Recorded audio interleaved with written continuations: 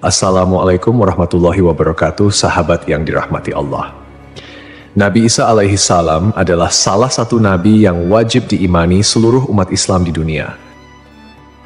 Beliau diutus oleh Allah Subhanahu wa Ta'ala kepada Bani Israel karena kesesatan yang dilakukan oleh kaum tersebut sepeninggal Nabi Musa alaihi salam.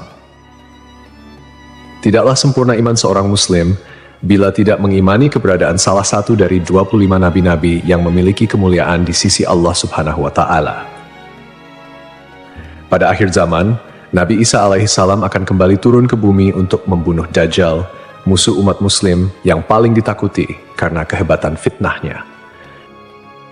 Nabi Isa akan datang kembali ke muka bumi demi menegakkan kebenaran serta memberi petunjuk jalan menuju keselamatan. Selain itu, ia juga membawa misi penting untuk membunuh Dajjal.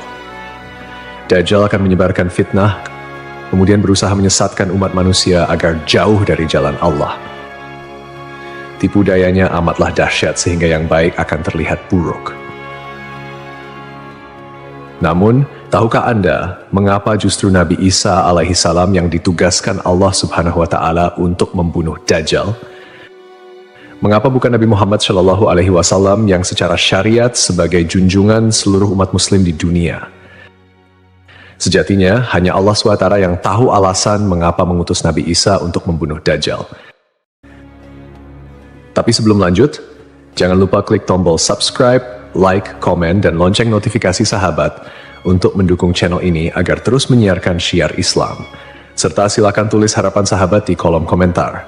Semoga semakin banyak yang mengaminkan, maka makin cepat terkabul.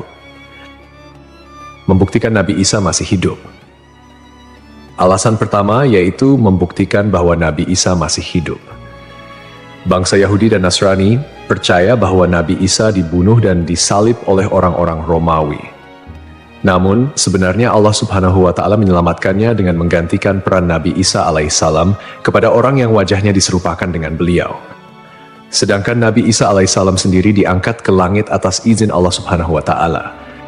Karena ucapan mereka orang Yahudi, sesungguhnya kami telah membunuh Al-Masih Isa putra Maryam, Rasul Allah. Padahal mereka tidak membunuhnya dan tidak pula menyalibnya, tetapi yang mereka bunuh ialah orang yang diserupakan dengan Isa. Ini sesuai dengan Al-Quran surat An-Nisa ayat 159 yang artinya, tidak ada seorang pun dari ahli kitab kecuali akan beriman kepadanya Isa sebelum kematiannya.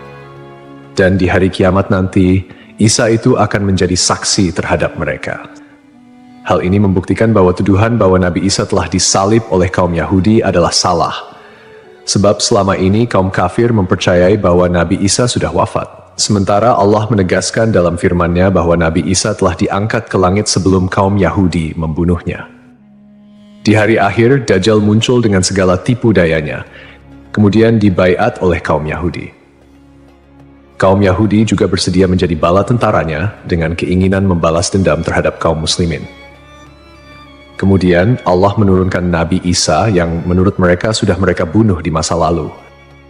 Allah menolong Nabi Isa sehingga berhasil membunuh Dajjal dan mengalahkan bala tentaranya.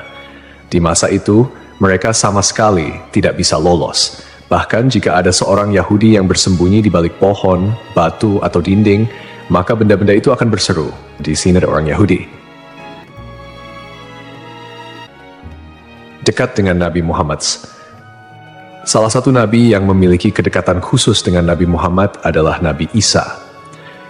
Aku adalah manusia yang paling dekat dengan Isa bin Maryam. Antara zaman kami berdua tidak ada nabi yang memisahkan.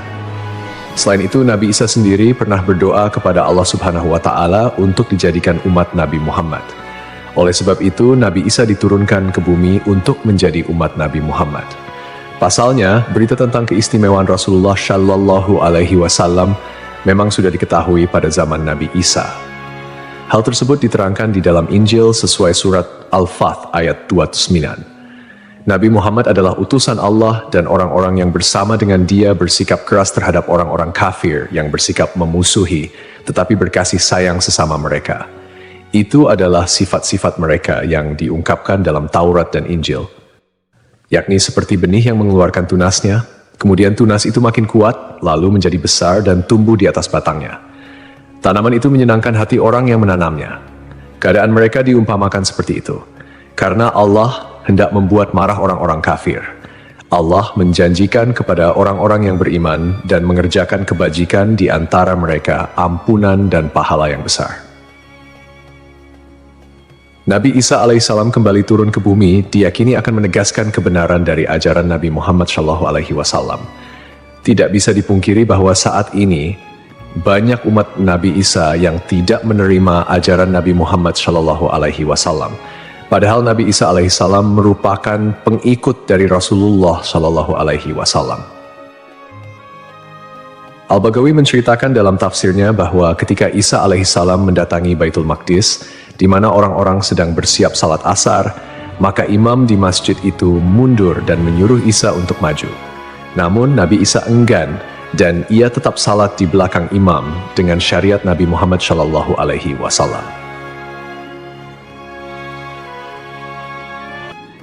Menjalankan kewajiban jihad.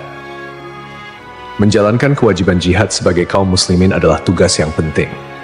Maka Nabi Isa diturunkan ke bumi untuk menjadi umat Nabi Muhammad. Keistimewaan Nabi Muhammad memang sudah diketahui sejak masa Nabi Isa dan diterangkan di dalam Injil sesuai surat Al-Fath ayat 29, yang artinya, Muhammad adalah utusan Allah dan orang-orang yang bersama dengan dia bersikap keras terhadap orang-orang kafir, tetapi berkasih sayang sesama mereka. Kamu melihat mereka ruku dan sujud mencari karunia Allah dan keridhaannya. Pada wajah mereka tampak tanda-tanda bekas sujud. Demikianlah sifat-sifat mereka yang diungkap Taurat dan sifat-sifat mereka yang diungkapkan dalam Injil.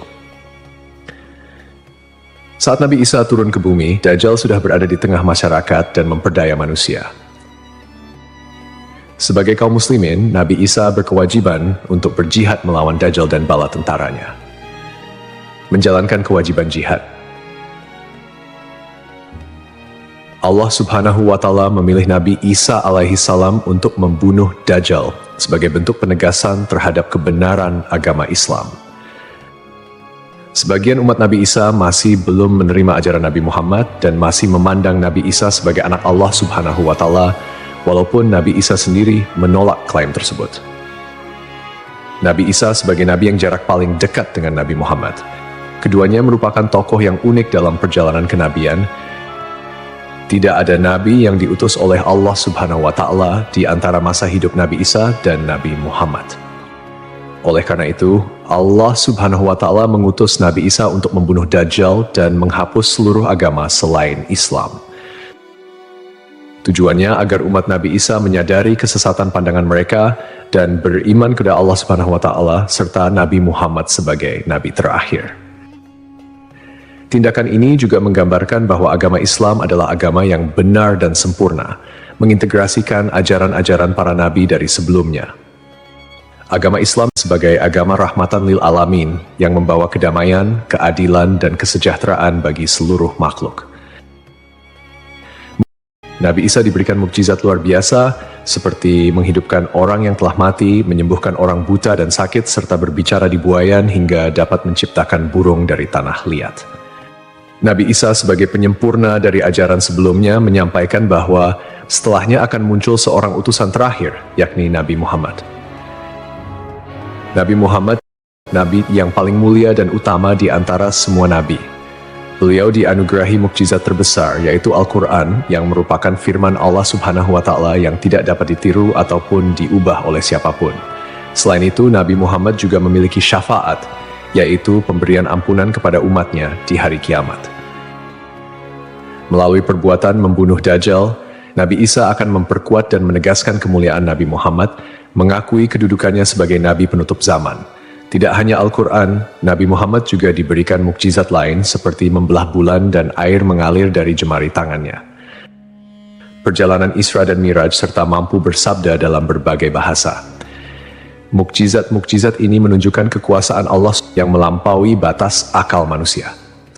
Sementara keistimewaan Nabi Muhammad sebagai utusan Allah yang paling sempurna semakin terungkap, akhlak mulia, kejujuran tak tercela, keberanian luar biasa, dan kepedulian yang mendalam terhadap umatnya juga menjadi bagian dari kepribadian Nabi Muhammad. Beliau adalah uswatun hasanah, telan baik bagi seluruh manusia.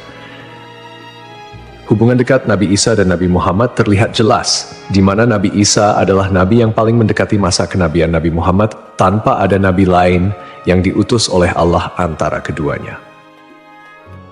Nabi Isa bahkan menyampaikan kabar tentang kedatangan Nabi Muhammad sebagai nabi terakhir. Beliau mengakui bahwa Nabi Muhammad adalah nabi penutup para nabi dan menyatakan persaudaraan di antara mereka, cinta dan saling menghormati. Nabi Isa dan Nabi Muhammad menjadi bukti kebersamaan spiritual dengan mengakhiri keberadaan Dajjal. Nabi Isa secara simbolis menegaskan kemuliaan Nabi Muhammad dan menghormati sebagai nabi akhir zaman. Untuk dikembalikan ke tanah. Alasan selanjutnya, Nabi Isa alaihi salam akan dikembalikan ke bumi sesuai kodrat manusia yang tercipta dari tanah. Hal tersebut sebagaimana yang dijelaskan pada surah H ayat 5 yang artinya, dari bumi kami menciptakan kamu, dan kepadanya kami akan mengembalikan kamu, dan daripadanya pula kami akan mengeluarkan kamu pada kali yang lain. Nabi Isa alaihi salam diturunkan ke bumi juga menandakan bahwa ajalnya akan tiba. Setelah wafat, Nabi Isa alaihi salam akan dimakamkan di tanah suci, lalu dibangkitkan kembali bersama manusia lain di hari kebangkitan. Mengenai lokasi makam Nabi Isa alaihi salam, terdapat perbedaan pendapat di kalangan ulama. Sebagian ulama mengatakan lokasinya terletak di Bait al-Maqdis, dan sebagian lainnya mengatakan akan dimakamkan bersama Nabi Muhammad SAW. Sebagai muslim yang beriman, tidaklah pantas bagi kita untuk membanding-bandingkan siapa nabi yang lebih hebat, karena semua nabi yang diutus oleh Allah Subhanahu wa Ta'ala mempunyai tujuan yang sama, yaitu mengajak tauhid, mengagungkan kebesarannya. Nabi Isa alaihissalam selain ditugaskan Allah Subhanahu wa Ta'ala untuk membunuh Dajjal pada akhir zaman, ternyata beliau juga akan memiliki tugas dan maksud tertentu yang pada intinya adalah menegaskan ajaran yang dibawa oleh Nabi Muhammad SAW kepada seluruh manusia yang ada di dunia. Semoga kita semua bisa memetik pelajaran. Wallahu a'lam.